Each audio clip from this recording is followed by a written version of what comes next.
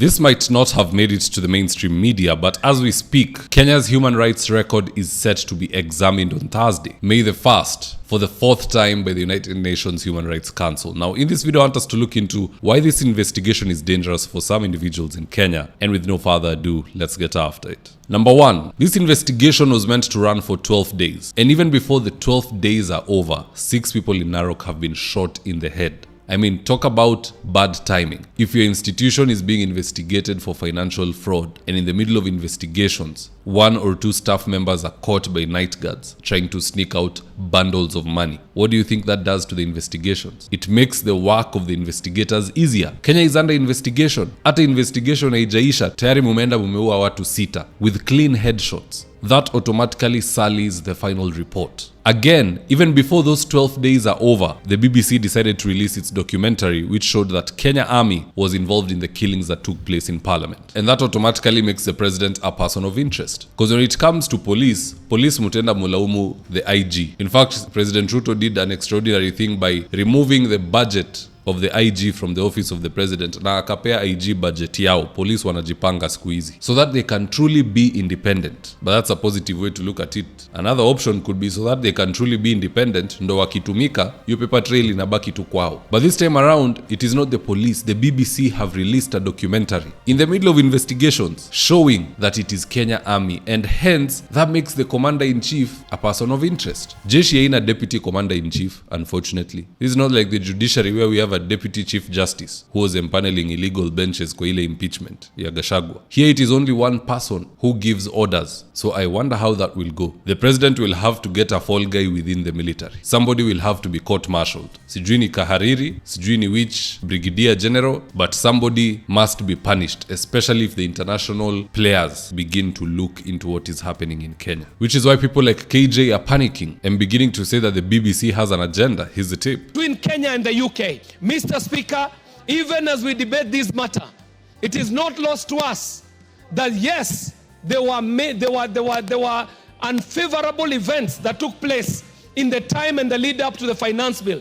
But Mr. Speaker, that is not what we are debating. We would like to know for a fact whether what BBC is hearing is connected to the riders that this house put on the training of the British Army training units in Kenya, where we were requiring that any officer of the British Army, if they are found here in Kenya to have killed, to have maimed, to have raped, they should be tried here in the mother soil, as it would happen even for a Kenyan if they were found guilty of a criminal offense in the UK. So you can see these guys have a lot of jitters. And Bunge is very unhappy because of the timing. Wanajiuliza kwa nini BBC imeangusha hii kitu katikati ya investigation ya human rights. And to that end I would ask, which other time was a better time other than now? Wakati uchunguzi inafanywa, ndo the best time kuleta evidence. You either bring it before the investigations or during the investigations, but not after the investigations. So BBC did the right thing to release this information right now. Na ndo hawataki. You can hear them complaining in the dais of the National Assembly. Now moving along, this entire fiasco begs the question, what happens next if the UNHCR reports to the UN General Assembly and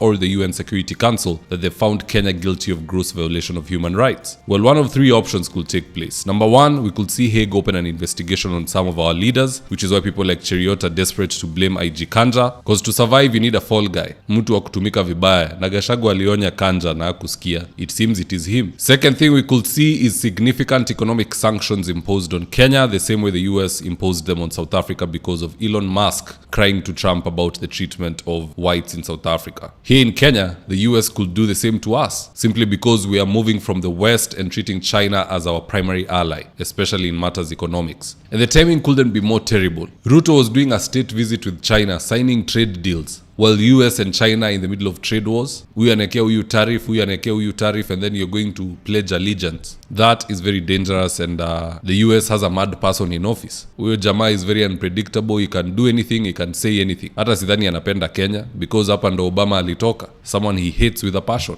And the third thing we could see, which is on a lighter note, we could probably see the UN Secretary General Antonio Guterres give our leaders a stern warning to behave themselves or else. That is the least that can happen to them if this report is damning. And I bet it's going to be damning. Yani katikati ya uchunguzi, BBC inaangusha bombshell. Na nyinyi wenyewe mnajikanga mnaenda mnaangusha watu 6. We'll be waiting for that report. Inatoka kesho wakati ya Labor Day. So kila mtu atakuwa nyumbani, relax. If we'll get the documents, we'll do the analysis. I'm sure all other media houses will do the same. And we'll see. Ramifications are not there internally, but externally there could be. And all who are involved ought to carry their own cross. At the end of the day, guys, that's just my opinion. Do let me know your own comments in the comment section below. Do you think that this investigation will favor this country, or is it going to be damning? Just drop me your comments and I'll do best to read them and to give you a response. And in the event you're here for the first time, please go on and hit the subscribe button. And if you're watching from a different platform, just head on over to YouTube, search for David Wafula, hit the subscribe button. You're going to be getting a ton of content of this nature. If politics is something you're passionate about, this is definitely the one channel that you really need to subscribe to. Alright guys, adios.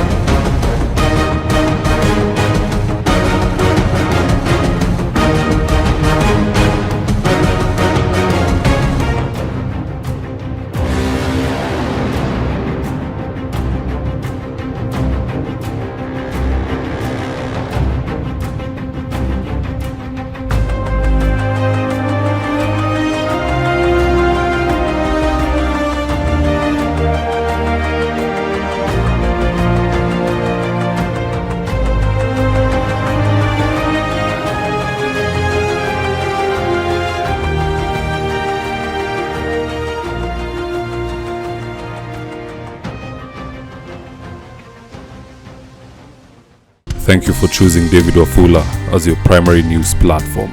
We put countless hours in research, recording, and editing. By showing up each and every day to watch our videos, you encourage us to generate more videos for the viewers. We are on a mission to inform, educate, and build a better tomorrow. To our thousands of followers in a world full of presidents, kings, and queens, you are the real gem. Adios.